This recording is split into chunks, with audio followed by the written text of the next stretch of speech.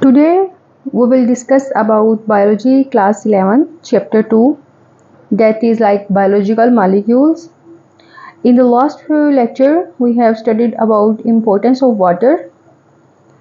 In this video we will discuss about carbohydrates. Before I start my video, I request you please do follow, like and share my video. If you are new at this channel, don't forget to subscribe it. Thank you.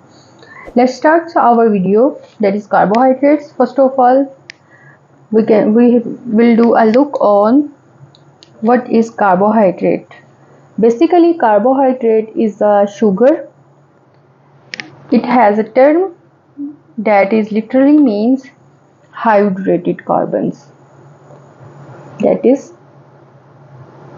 hydrated carbons. So carbohydrates are hydrated carbons. They are composed of carbon. Composition में आ जाती है हमारे पास carbon जी, next is hydrogen and the third one is oxygen.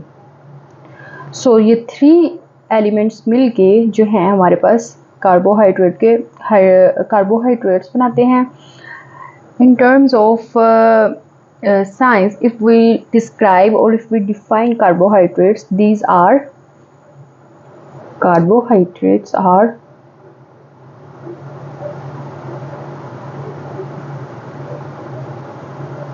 polyhydroxy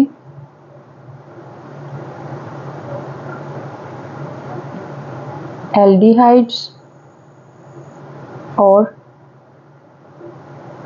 ketones. So this is the proper definition of a carbohydrate. So let's see about what is the ratio of carbon, hydrogen and oxygen in carbohydrates. Basically, hydrogen and oxygens are as the same ratio that is present in water, like H2O, like 2 molecules of hydrogen and 1 molecule of oxygen. So if we describe CX and H2OY, like the number of carbon atoms could be like from 3 to many thousands.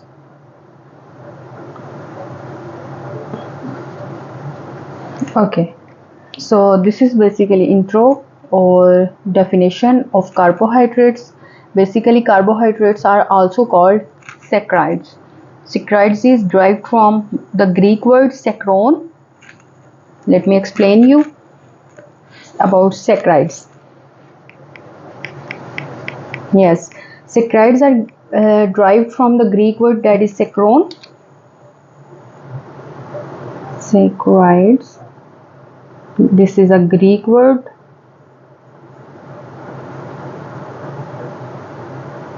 Saccharon. It means sugar. Okay, so saccharides are of 3 types. It may be like monosaccharides,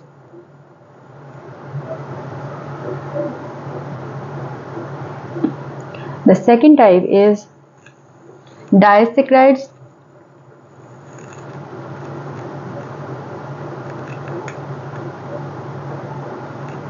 and the third one is polysaccharides.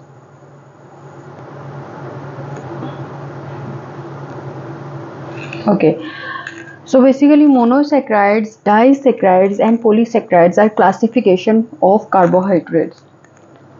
Before we describe these classification in detail, we will discuss their occurrence and their complicated molecules. All right. Occurrence. So basically carbohydrates abundantly present in living organisms. So first occurrence is living organisms.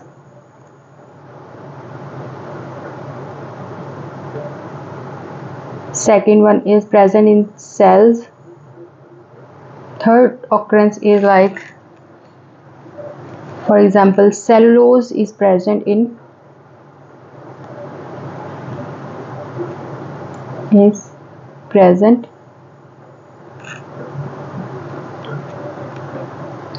cereals,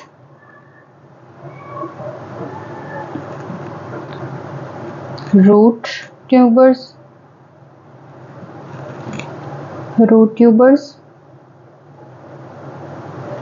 sugarcane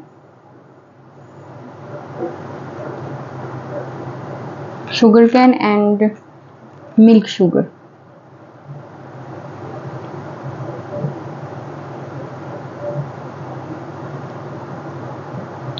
These are all examples of carbohydrates. Carbohydrates basically plays both structural and functional roles. Simple carbohydrates are main source of energy in the cell. Some carbohydrates are the main constituents of the cell walls in plants and microorganisms. Okay. So the fourth source of occurrence is green plants. Basically green plant से carbohydrates जो हैं वो हम लेते हैं, लेकिन उनका direct source जो है वो फोटोसिंथेसिस है।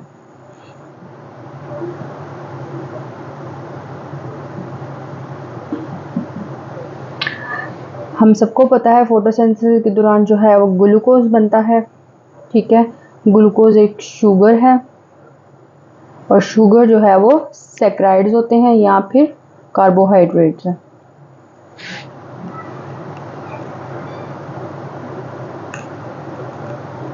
अब यहाँ पर ये होता है कंप्लीट, यानी ये कहाँ कहाँ पाया जाता है। सबसे पहले हमने देख लिया ये लिविंग ऑर्गेनिजम्स में पाया जाता है, नेक्स्ट वन इज सेल्स में पाया जाता है, third one is cellulose is present in cereal, root tubers, sugar cane and milk sugar, and the fourth one and the huge source of carbohydrate is green plants. Direct source उनका photosynthesis है, जिसके ज़रिए वो energy बनाते हैं या carbohydrates बनाते हैं। अब नेक्स्ट जो है वो हम देख लेते हैं, जब कार्बोहाइड्रेट्स प्रोटीन्स लिपिड्स के साथ मिलते हैं तो वो क्या बनाते हैं। जी, अगर एक कार्बोहाइड्रेट जो है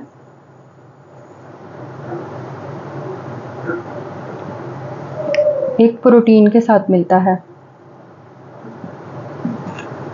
जी, तो हमारे पास बन जाता है ग्लाइकोप्रोटीन। हम उस जो हमारे पास कंपाउंड बनेगा उसको हम कहेंगे ग्लाइकोप्रोटीन्स। ठीक हो गया। अगर हमारे पास जो कार्बोहाइड्रेट है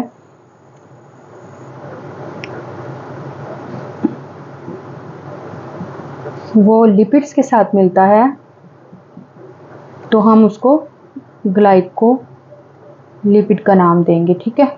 और ये दोनों मॉलिक्यूल्स जो हैं वो सेल वॉल का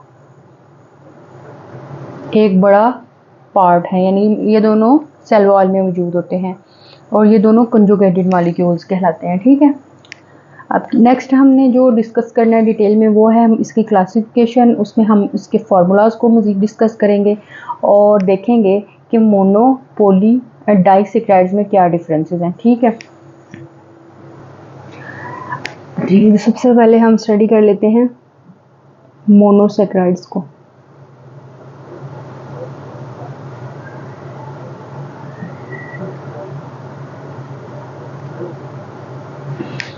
मोनोसैकराइड्स हमने देखना है यहाँ पे।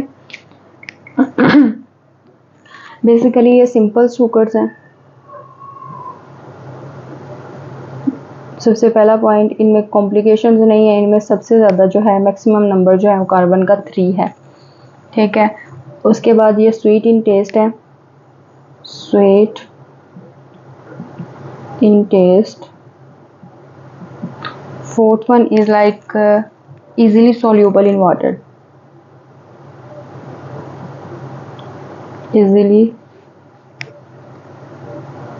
soluble in water।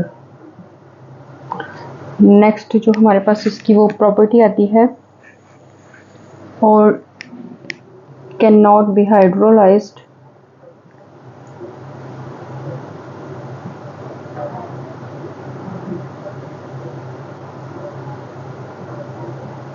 into simple sugars।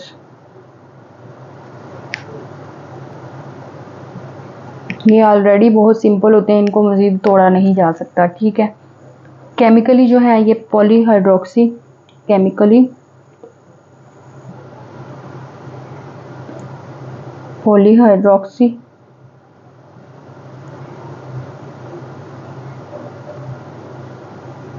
Aldehyde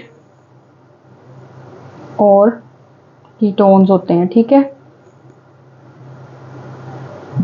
जी। जो हमारे पास नेक्स्ट है कार्बन एटम्स मोनोसेक्राइड में सिर्फ एक कार्बन के अलावा हाइड्रोक्सिल ग्रुप होता है, ठीक है। और जो बाकी के कार्बन एटम्स हैं वो बेशक एल्डिहाइड का पार्ट हो या कीटो ग्रुप का पार्ट हो। Sugar with aldehyde group is called aldo sugars. Okay, so हम एल्डो शुगर्स की बात कर लेते हैं।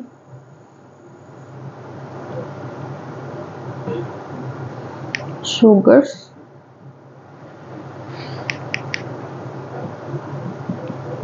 विद एल्डिहाइड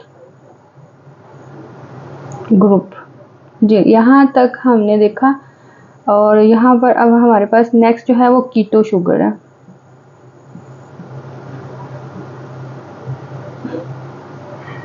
शुगर विद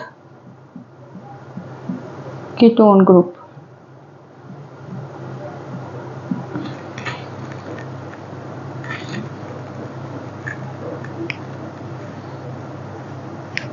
अब हम इन दोनों को स्टडी कर लेते हैं, कीटो शुगर और एल्डो शुगर को, ठीक है। फार्मूलाज के थ्रू मैं आपको समझाऊंगी। एल्डिहाइड ग्रुप देख लेते हैं, एल्डिहाइड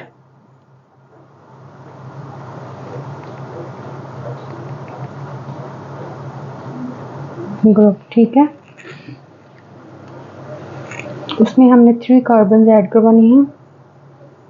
फार्मूला समझने की जरूरत यहाँ पे यह है कि OH बॉन्ड इधर बनाया हुआ है और एक हाइड्रोजन के साथ बॉन्ड यहाँ पर बनाया हुआ है, एक हाइड्रोजन के साथ बॉन्ड नीचे।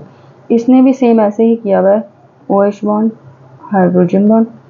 बट यहाँ पे इस कार्बन ने क्या किया है, एक हाइड्रोजन है बट नेक्स्ट जो है हमारे पास ऑक्सीजन के साथ उसने डबल बॉन्ड बनाया है। This is called aldehyde group.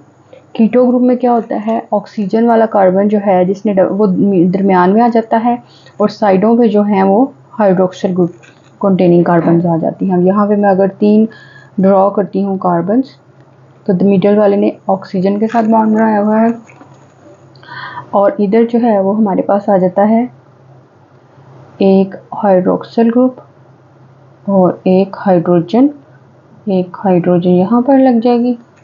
Same इसी तरह यहाँ पर भी हाइड्रोजन एंड यहाँ पर हाइड्रोक्सिल ग्रुप जो है वो लग जाएगा, ठीक है।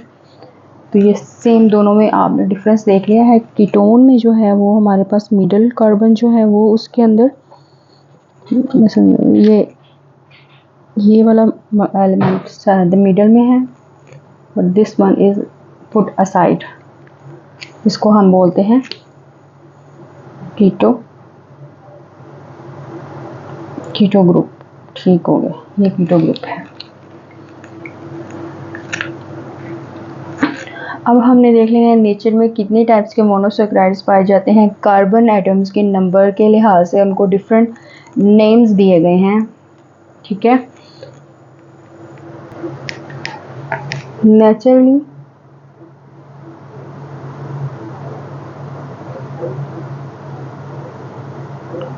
carbohydrates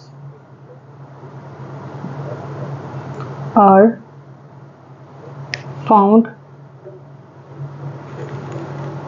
with 3 to 7 carbon atoms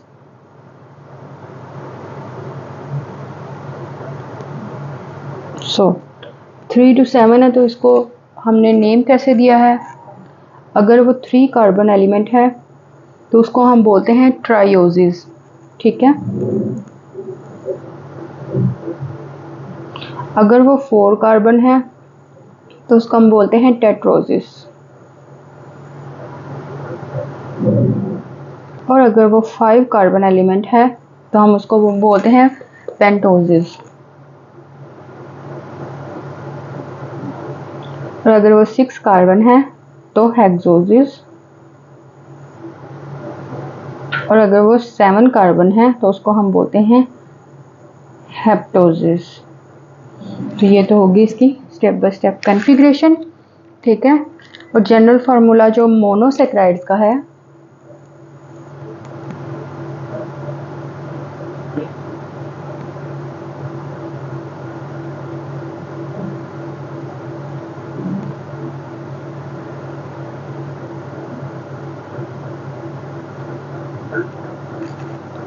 CH2ON, और N में भी the whole number from 3 to many thousands। Okay, 2 trioses जो हैं, जैसे कि जो इंटरमीडिएट के तौर पे काम करते हैं रेस्पिरेशन या फोटोसिंथेसिस में, वो टेट्रोजेस में आ जाते हैं। लेकिन टेट्रोजेस जो हैं वो बहुत रेयर है नेचर में, ठीक है। ट्रायोजेस को मैंने बता दिया, जो है वो रेस्पिरेशन में और फोटोसिंथेसिस में इंटरमीडिएट्स के तौर पे इस्तेमाल होते हैं। लेकिन टेट्रोजेस जो हैं वो रेयर है नेचर में, वो जस्ट बैक्टीरिया, कुछ बैक्टीरिया में पाए जाते हैं। पेंटोजेस और हेक्सोजेस जो हैं बहुत कॉमन है। बायोलॉजिकल पॉइंट ऑफ व्यू से अगर हम देखें तो hexoses are some most important. Hexoses are glucose की बात कर लेते हैं, ठीक है। हेक्सोजेस की बात हुई है, तो इम्पोर्टेंट जो है वो ग्लूकोज हेक्सोज है, ठीक है। ग्लूकोज आपको पता है बहुत ज़्यादा important, biological point of view से बहुत इम्पोर्टेंस रखता है। अब अगर हम देखें ये क्या है, तो ये एल्डोज शुगर है बेसिकली। ग्लूकोज जो है वो एल्डो शुगर है जी, एल्डो शुगर है। और इसका स्ट्रक्चर अब हम देख लेते हैं, ग्लूकोज का स्ट्रक्चर क्या है। ग्लूकोज में आपको पता है हेक्सोज है वो,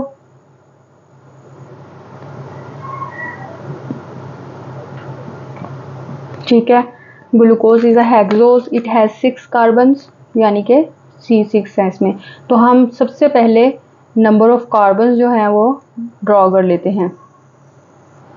1 2 3 4 5 एंड 6। हमारे पास 6 जो हैं वो कार्बन्स हमने लाइन वाइज जो है वो केमिकल फार्मूला राइट करने के लिए लिख लिए हैं। अब ये हमें पता है कि ये क्या है, एल्डो शुगर है। एल्डो शुगर मीन्स इसका जो ऑक्सीजन वाला कार्बन होगा वो सबसे टॉप पे होगा, बाकी सारे कार्बन लाइन वाइज नीचे होंगे। तो सबसे ऊपर हमने इसका क्या लिख देना है, सी वाला ऑक्सीजन के साथ जो कार्बन है वो हमने इधर राइट कर दिया है। बाकी सारे कार्बन के साथ हमने OH ग्रुप लगाना है, यानी हाइड्रोक्सिल ग्रुप लगाते जाना है।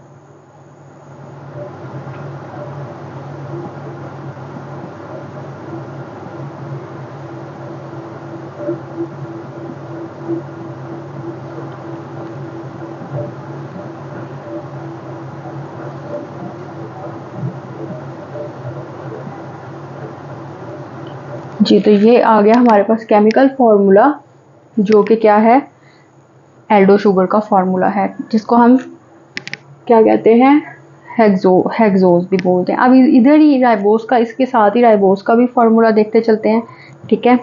जो हेक्सोज है,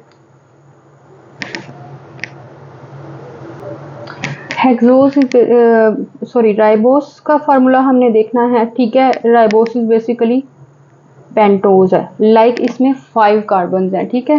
तो हम सबसे पहले 5 कार्बन को ड्रा कर लेते हैं, 1 2 3 4 एंड 5, ठीक है। इसमें ये भी एल्डो शुगर है, इट मीन्स इसका भी ऑक्सीजन जो है वो वाला कंपाउंड जो है वो ये वाला कंपाउंड जो है बेसिकली ये इसका टॉप पे आता है। इसी तरह हमने बाकी सारे अरेंज कर लेने हैं, OH OH H H OH OH and H। जी, तो यहाँ पर हमारा राइबोस का फार्मूला कंप्लीट हो गया है। इधर हमने हेक्सोज यानी ग्लूकोज का फार्मूला, ये दोनों जो हैं वो क्या हैं, ये मोनोसेक्राइड्स में आते हैं। नेक्स्ट हमारे पास जो है वो रिंग स्ट्रक्चर्स हैं, ठीक है। रिंग स्ट्रक्चर्स में आपने देखा मोनोसेक्राइड्स जो हैं वो रिंग बनाते हैं। यहाँ पे हमने जो रिंग स्ट्रक्चर डिस्कस करने हैं वो एक तो है राइबोस, ठीक है, और जो सेकंड वन है वो है ग्लूकोज। अब ग्लूकोज में आपको पता है 6 कार्बन हैं, तो वो किस तरह अरेंज हुए हैं। उन कार्बन नंबर 1 ऐसे, सेकंड पोजीशन पे ये वाला कार्बन, थर्ड पे यहाँ, फोर्थ पे ये, और फिफ्थ वाला यहाँ पे, और फिफ्थ के बाद ऊपर फिफ्थ के साथ 6th कार्बन जो है वो उसके ऊपर लगेगा, और ऑक्सीजन वाला जो बॉन्ड है वो यहाँ पे होगा। बेसिकली कार्बन जो है वो 5 कार्बन जो है राइबोस एलिमेंट कंपाउंड जो है वो रिंग स्ट्रक्चर इस तरह बनाता है कि जो इसका ऑक्सीजन बॉन्ड होता है वो यहाँ दरमियान में आएगा, फिर यहाँ कार्बन नंबर 1, 2, 3, 4 एंड फिफ्थ जो होगा वो फोर्थ के साथ अटैच होगा, ठीक है। इसी तरह बाकी सारे हाइड्रोक्सिल और हाइड्रोजन जो ग्रुप्स हैं उनकी हमने जो सेटिंग है वो इस तरीके से कर लेनी है कि एक कार्बन के साथ एक हाइड्रोक्सिल एटम और एक हाइड्रोजन एटम अटैच होकर इसकी वैलेंसी को पूरा करेगा। इसी तरह इसको हम डी ग्लूकोज कहते हैं, जो ग्लूकोज का मॉलिक्यूल रिंग स्ट्रक्चर में होता है। इसी तरह जो रिंग स्ट्रक्चर में राइबोस का मॉलिक्यूल होगा उसको हम डी राइबोस बोलते हैं। इसको ग्लाइकोपायरानोज बोलते हैं ग्लूकोज को, और रिंग स्ट्रक्चर राइबोस को राइबोफुरानोज बोला जाता है। यहाँ तक ये मोनोसेक्राइड्स की जो है वो कॉन्फ़िगरेशन कंप्लीट हो गई है। सॉरी, जो स्ट्रक्चर्स हमने डिस्कस करने थे वो कंप्लीट हो गए। फ्री स्टेट में भी कुछ ग्लूकोज पाए जाते हैं, बहुत ज़्यादा अबंडेंट हैं, जैसे कि ग्रेप्स में, फिग्स में और डेट्स में, ठीक है। ब्लड में भी नॉर्मली 0.08% जो है वो हमारे पास ग्लूकोज की कंसनट्रेशन मौजूद होती है। उसके बाद अगर कंबाइंड फॉर्म में देखें तो ये बहुत ज़्यादा डाइसेक्राइड्स और पॉलीसेक्राइड्स में पाए जाते हैं, यानी बहुत सारे मोनोसेक्राइड्स आपस में मिलकर डाइसेक्राइड्स एंड पॉलीसेक्राइड्स बनाते हैं। स्टार्च, सेलुलोज, ग्लाइकोजन जो है इनसे ग्लूकोज मिलती है अगर इनको हम हाइड्रोलाइज करें, यानी कि ये इसके कॉम्प्लेक्स कंपाउंड्स हैं। ग्लूकोज नेचुरली जो है वो ग्रीन प्लांट्स में प्रोड्यूस होती है। कार्बन डाइऑक्साइड जो है और ऑक्सीजन और वाटर जो है एज अ बाय प्रोडक्ट जो है वो प्रोड्यूस होते हैं। अभी हम